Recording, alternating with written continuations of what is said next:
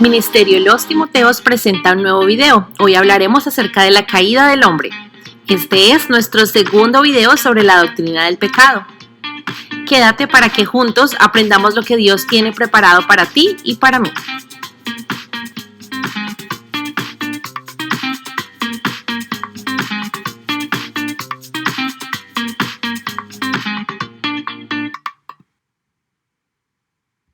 No hay un evento más triste que el que sucedió en ese jardín.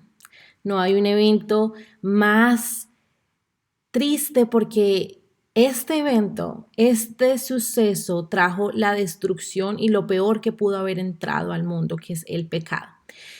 Y al hablar de la caída del hombre, no te hablo de la caída de un hombre, como lo vemos aquí, puede ser malinterpretado o pensado de esta forma. También es una caída, pero ojalá fuera esta. No hablamos de la caída en este sentido, ni hablamos de la caída que permite la gravedad en nuestro mundo, la caída, por ejemplo, del agua en este sentido, en esta cascada. No hablamos de eso.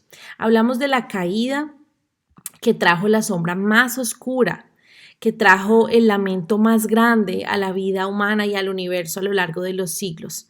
Fue la caída de Adán y Eva, la caída de nuestros primeros padres, por decirlo de una forma, de su estado en el que estaban, en este jardín hermoso que Dios había creado para ellos.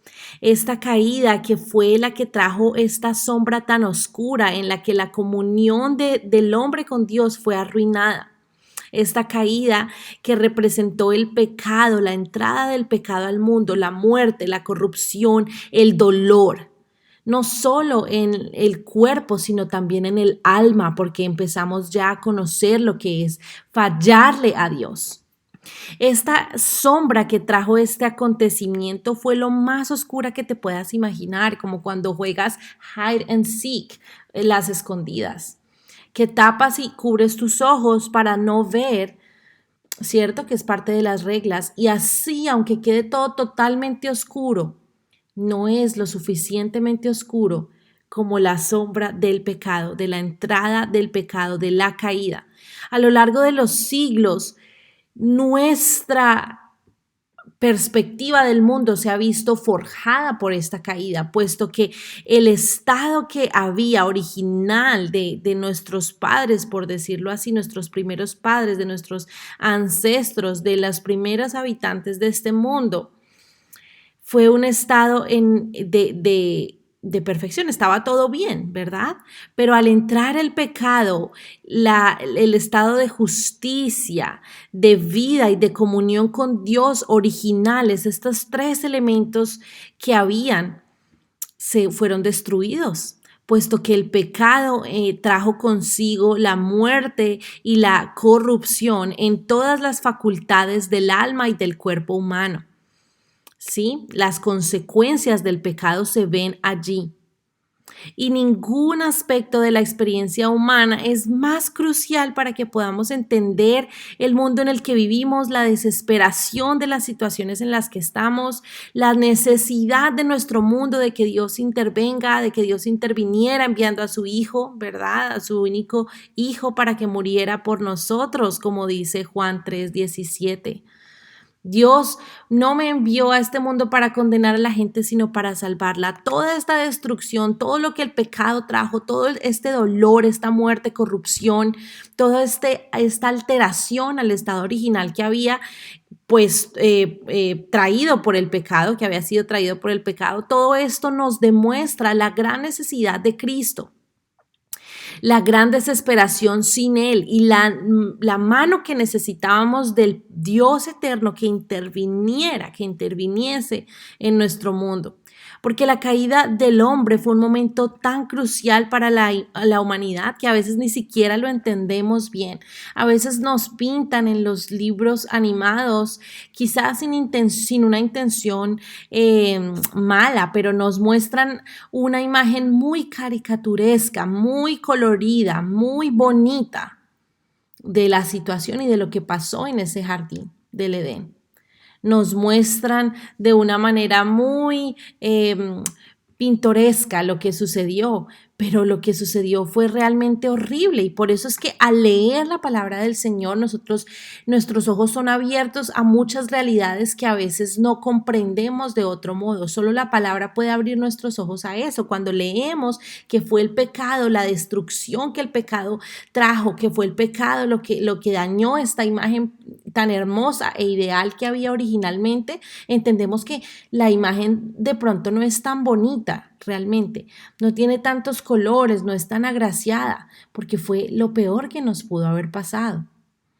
Y en Edén, Adán y Eva vivieron una vida muy diferente a la nuestra, pues ellos estaban, como lo vemos muchas veces en los libros y en los registros que tenemos, incluso en las Biblias animadas, ellos estaban tranquilos en su mundo, estaban felices, ya que tenían un matrimonio, ¿verdad? No hubo una oficialización de ese matrimonio, pero bueno, sabemos que ellos eran hombre y mujer, ¿cierto? Que estaban unidos, que eran un matrimonio, ¿verdad?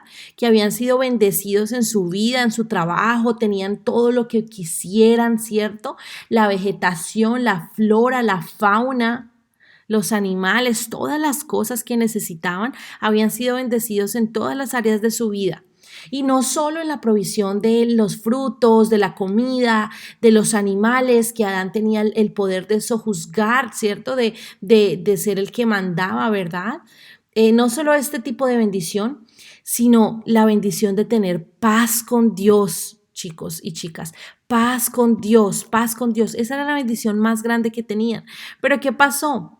Que en este momento crucial, la culpa y la vergüenza, la enfermedad y la muerte, el deseo y el anhelo, el dolor y la pérdida, esa enemistad, ese peligro, no estaban.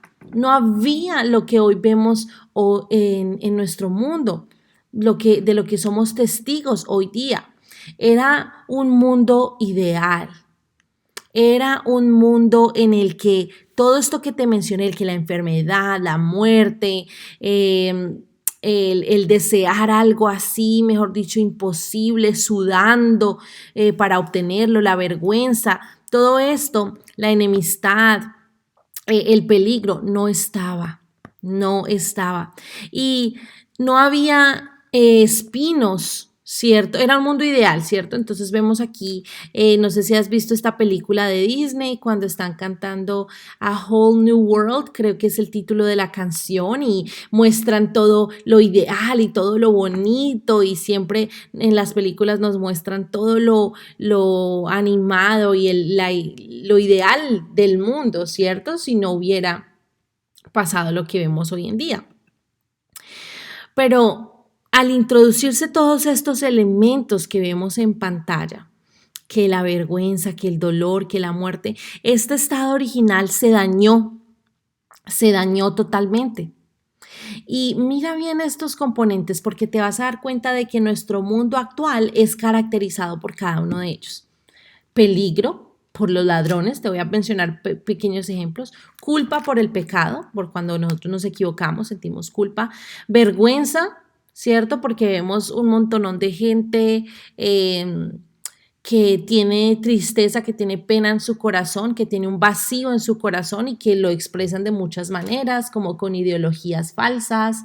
El dolor que vemos por la enfermedad también, estos dos van juntos, por la muerte, por los asesinatos, la muerte en las guerras, la pérdida de la paz con Dios y de la relación con Él. Y realmente nos damos cuenta de que esta imagen ideal ya fue destruida. Ni el jardín más bonito que puedas imaginarte, como el que por ejemplo vemos en pantalla, se parecía a lo lindo que era el jardín del que gozaron Adán y Eva.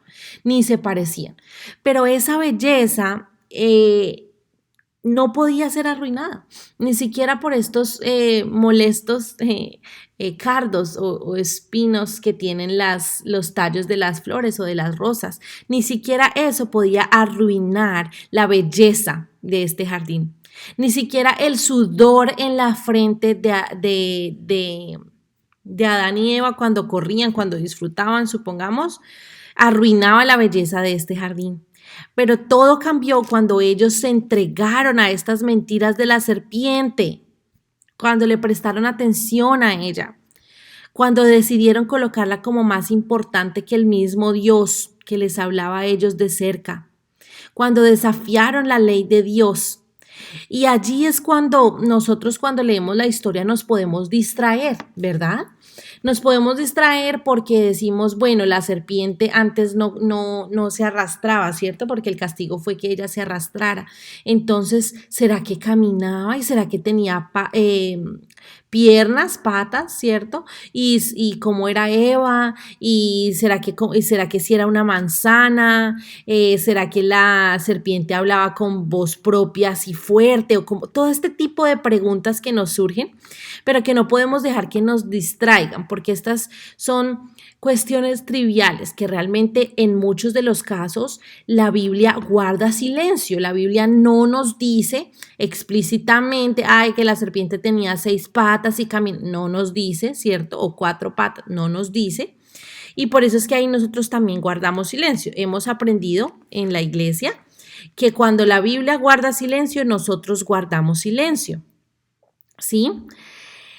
Y en vez de hacernos todas estas preguntas y formularnos todas estas cuestiones en nuestra mente, que está bien porque estamos siendo curiosos y críticos a la hora de leer, críticos no para juzgar, sino para observar el relato de una manera diferente, positiva, más allá.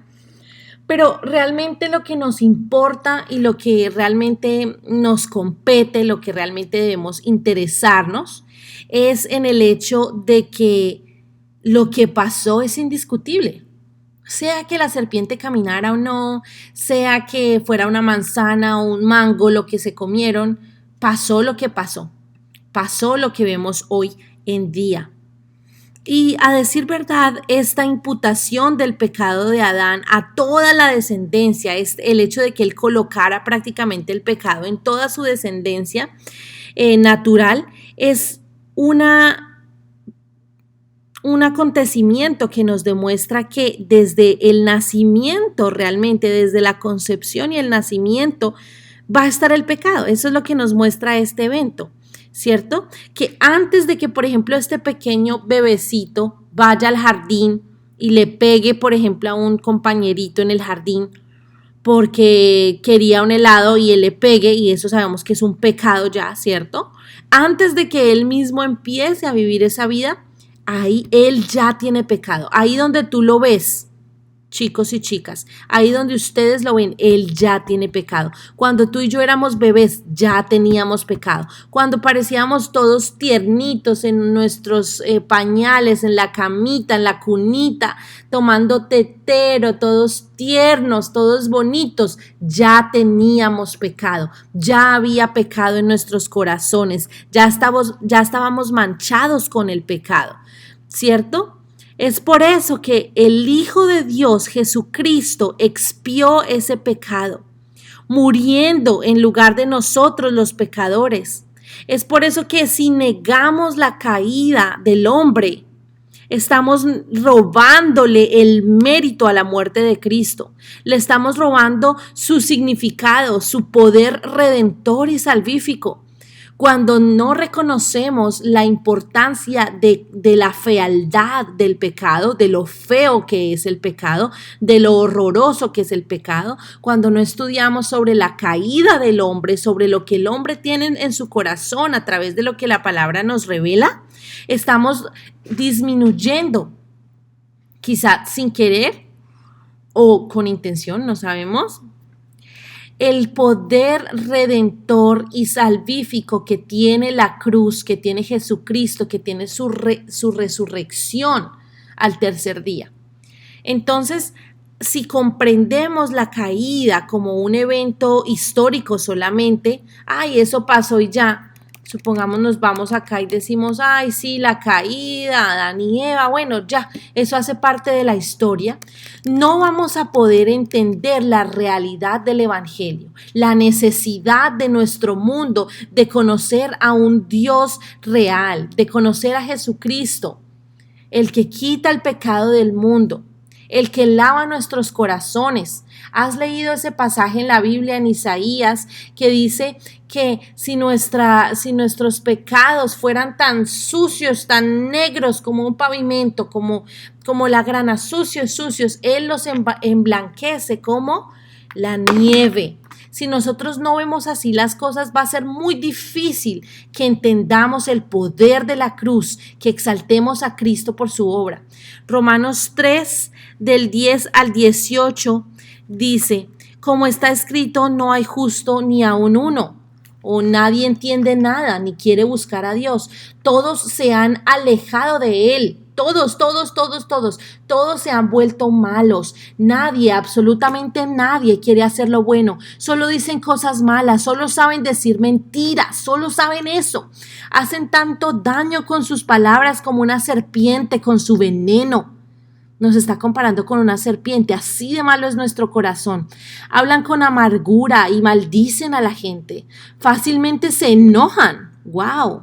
Está hablando aquí de nuestro carácter. Se enojan con facilidad, se ponen bravos con facilidad y matan a cualquiera.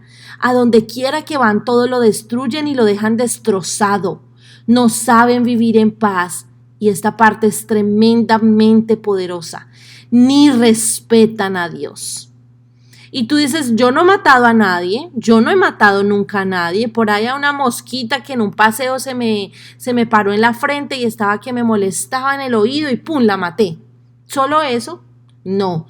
Todos y cada uno de nosotros hemos cometido pecado. Aquí no dice alguien entiende un poquito, no. Nadie entiende nada, nadie es justo, nadie quiere buscar a Dios. Todos se han alejado. Todos se han vuelto malos y en nuestro mundo actual decimos no generalices, do not generalize, no generalices esto, ten cuidado con las generalizations, no puedes generalizar algo, pero aquí sí tenemos que generalizar. Esto es algo, un 100%. Esto es un 100% de los seres humanos, los que están descritos aquí en Romanos. Esto no es, los malos, los que están en la cárcel, la gente mala. No, tú y yo, que a veces nos creemos muy buenos, estamos incluidos aquí. ¿Sí? Nadie es justo. Si te das cuenta, este pasaje se caracteriza por hablar de grandes rasgos, de nadie o de todos. Nadie es justo, todos se han alejado. Nadie entiende, todos quieren hacer el mal, todos saben decir mentiras. Nadie, absolutamente nadie quiere hacer lo bueno. Y esto es increíble. Mira este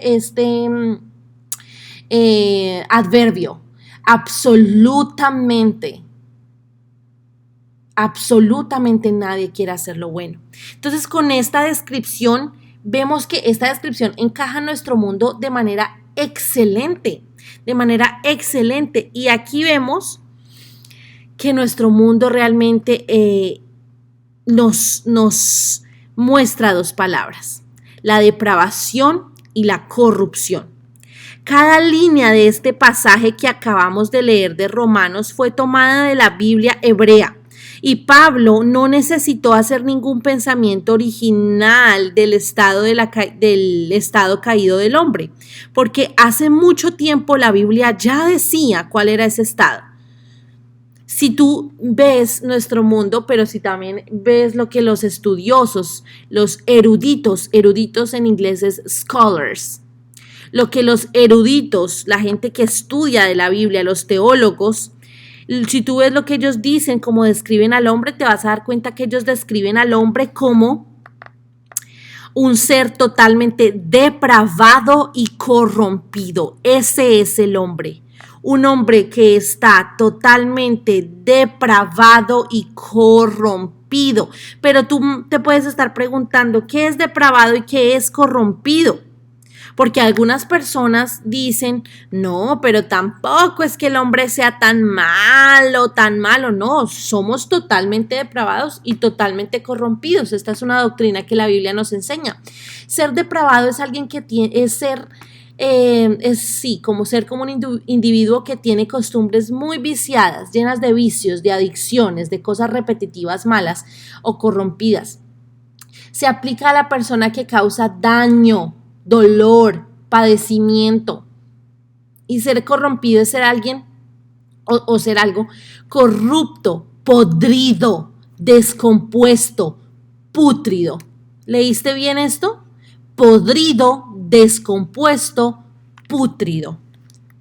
Lo que te estoy mostrando aquí son imágenes de alimentos pútridos, podridos, corrompidos totalmente.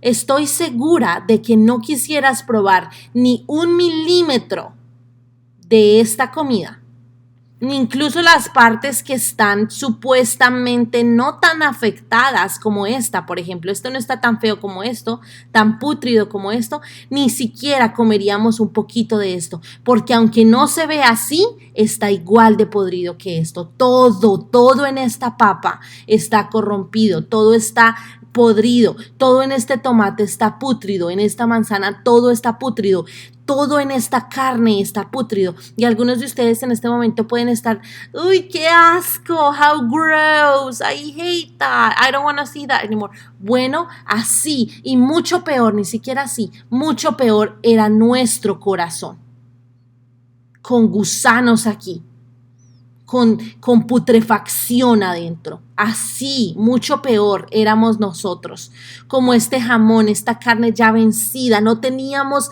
rescate alguno, chicos y chicas. Por eso es que ponemos estas imágenes, por eso es que definimos esto así, para ver a qué hace referencia corrompido, porque si solo leemos corrompido, ya. No, corrompido quiere decir pútrido, podrido. ¿Y qué es podrido? Es esto. Pero nosotros al ver esto decimos, wow, nosotros somos terribles. Y algunos entienden que el término corrompido y el término depravado significan que los hombres y las mujeres son tan malos como ellos pudieran ser. Pero esto la experiencia humana lo niega, porque la mano restrictiva de Dios en su gracia común, ¿qué es la gracia común? Es la gracia que Dios esparce al mundo, así la gente no crea en él. Por ejemplo, chicos, gracia común es que el sol brille sobre las cabezas de todos los seres del universo. El sol está ahí, el sol está dando su calor. Eso es gracia común, que aunque mucha gente no cree en Cristo, no cree en Dios, ahí está el sol brindando su calor. Y esto nos habla de la mano restrictiva de Dios. Dios pone un stop, Dios pone un pare a lo que el hombre pudiera llegar a ser. Dios detiene, y tú dirás, pero hay mucha gente que hizo daño, un Herodes, un Hitler. Bueno, sabemos que incluso personas como Herodes y como Hitler a lo largo de la historia han demostrado ser mucho menos de lo que podríamos haber esperado. Hitler, mira, si tú me preguntas a mí, ¿qué opinas de la Segunda Guerra Mundial? Mira, ese es uno de mis temas favoritos de la historia y lo he estudiado y me encanta leer al respecto y sé, como muchos de ustedes, de historias horribles que este hombre causó a muchos judíos y a muchas familias. Lo sabemos y no es por quitarle a él el peso, no, fue horrible, fue una persona realmente horrorosa, pero si analizamos que todos nuestros corazones son así de pútridos, de podridos, que todos son así de corrompidos, de depravados, como vimos aquí, vemos que realmente ellos y muchas personas más en el universo que actuaron mal, que actúan mal, que van en contra de Dios, ni siquiera, voy a decirlo en inglés, our expectations of the evil coming out of them are really low. Nuestras expectativas de la maldad que sale de ellos realmente están muy bajas. Porque para tener estos corazones tan podridos, pudimos haber esperado algo mucho peor, mucho peor. De nuevo, no estoy diciendo que lo que causaron estos hombres, Herodes, Hitler, muchas personas tan malas en la historia haya sido poquito. No.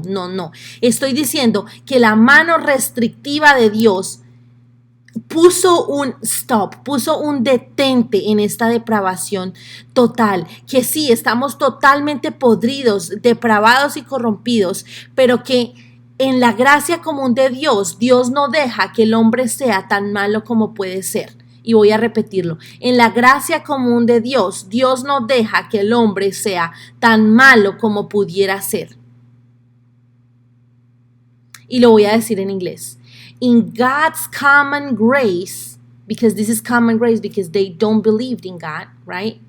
They don't believe in him, or they didn't believe in him. In God's common grace, God doesn't let them become as evil as they could. God doesn't let them. Porque es la gracia común y la mano restrictiva.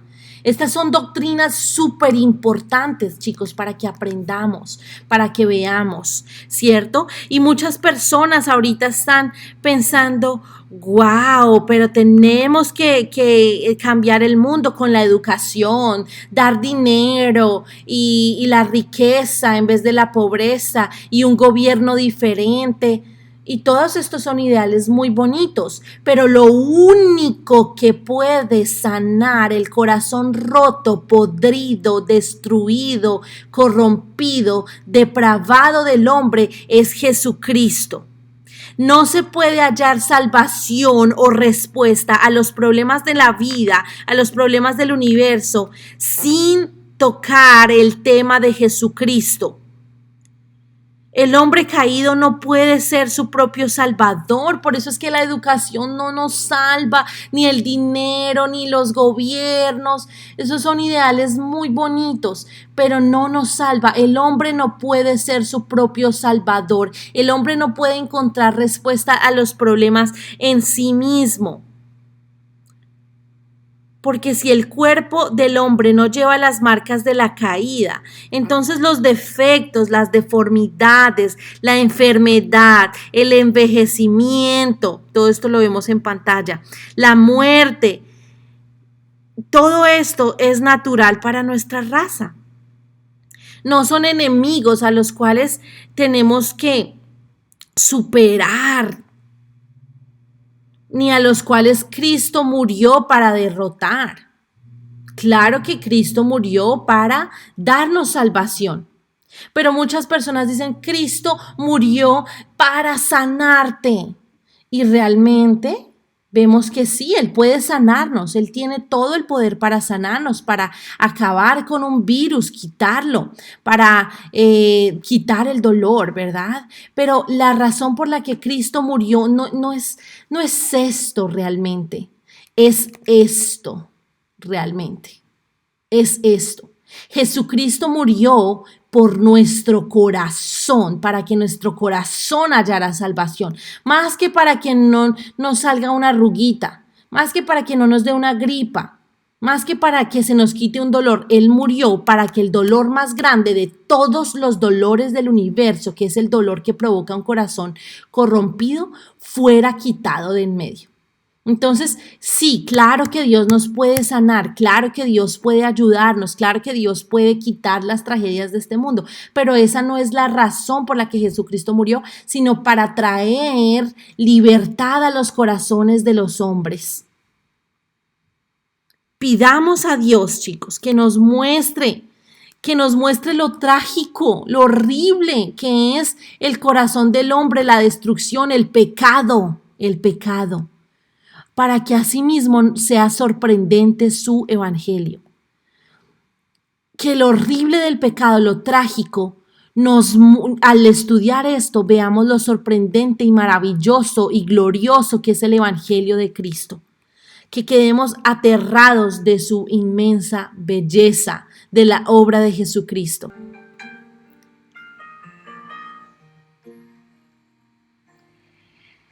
En nuestra sección Memoriza, veamos el capítulo 6, versículo 5 de Génesis. Y el Señor vio que era mucha la maldad de los hombres en la tierra, y que toda intención de los pensamientos de su corazón era solo hacer siempre el mal. Memoricemos esto, chicos. Como decíamos ahorita, que veamos lo trágico del pecado, para que veamos lo sorprendente del evangelio de Jesucristo. Y así caminemos como es correcto caminar. Como nuestra sección realiza, vamos a tener una tarea. Y te invito a que seas puntual y juicioso con tus tareas, que tú solito sepas cuándo se deben hacer, cuándo se deben entregar, porque este es el alimento para nuestras almas. Más que ser un video, más que ser una clase, es el alimento para tu corazón, para mi corazón. Es lo que Dios nos tiene preparado. Si Dios tuviera un gran banquete enfrente de Él, para ti, para mí, y nos estuviera invitando a comer, no creo que le hubiéramos o que le diríamos, no, no quiero comer. Iríamos a comer. Bueno, ese banquete es la palabra de Dios. Es su palabra, por eso es tan hermoso leerla. Te invito a que hagas un poema en inglés o en español. Decide tú, tranquilo y tranquila. En este poema vas a hablar sobre la caída del hombre. Puedes utilizar versículos bíblicos, puntos de este video, otros recursos que tú mismo veas, que analices, pero tu poema debe tener como mínimo 2 párrafos, mínimo, y debe estar escrito digitalmente, totalmente digital, en un documento Word. Tiene que hablar sobre la caída del hombre, mínimo 2 párrafos, en inglés o en español, tú decides. Y una vez lo hayas terminado, por favor compártelo a ccbc.congregacionhispana@gmail.com antes del 14 de febrero a las 11:59. ¿Qué día es el 14 de febrero? Es un lunes, así que tienes toda la semana, incluido el domingo más el lunes, para hacer tu tarea. Dios te bendiga y Él nos siga abriendo los ojos a su palabra. Esto fue un video de Crossroads Community Baptist Church, Ministerio Infantil Hispano Los Timoteos.